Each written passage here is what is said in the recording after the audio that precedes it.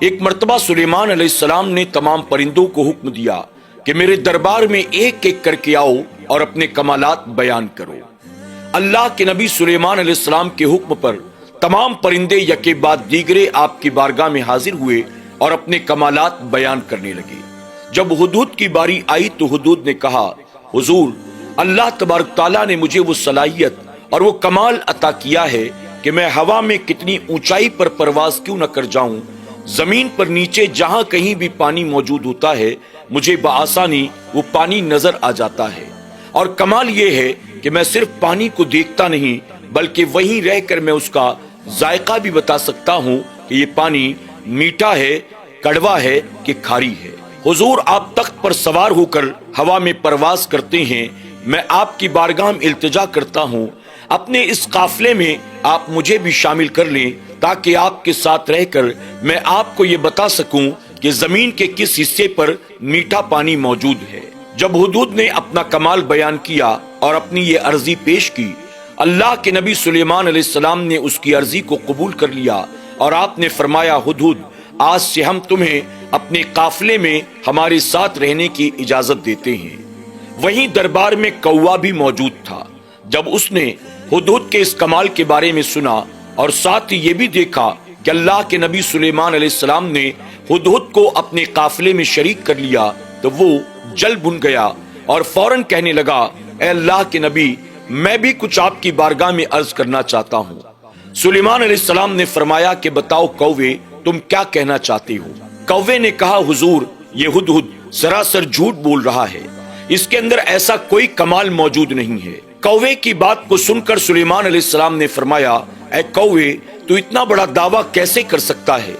کوے نے عرض کیا، حضور، ہدہد کا یہ دعویٰ ہے کہ میں آسمان پر کتنی اونچائی پر کیوں نہ چلا جاؤں، میں زمین پر موجود پانی کو دیکھ لیتا ہوں۔ آپ مجھے بتائیں، اگر یہ آسمان میں اڑتے ہوئے زمین پر موجود پانی کو دیکھ لیتا ہے تو زمین پر اگر کسی شکاری نے کوئی جال ڈالا ہو تو یہ اسے نظر کیوں نہیں آتا؟ جال پر موجود شکاری کا ڈالا ہوا دانا تو اسے نظر آتا ہے، لیکن شکاری کا وہ جال اسے نظر نہیں آتا۔ اس سے یہ بات ثابت ہو گئی کہ ہدہد جس بات کا دعویٰ کرتا ہے وہ سراسر جھوٹ ہے۔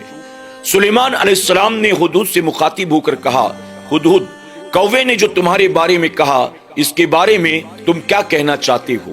ہدہد نے کہا، حضور، یہ کوا حاسد ہے، یہ مجھ سے حسد رکھتا ہے۔ میں اپنے دعوے میں سچا ہوں، میں ہوا میں کتنی اونچائی پر پرواز کیوں نہ کر لے جاؤں، میں زمین پر موجود پانی کو بآسانی دیکھ سکتا ہوں۔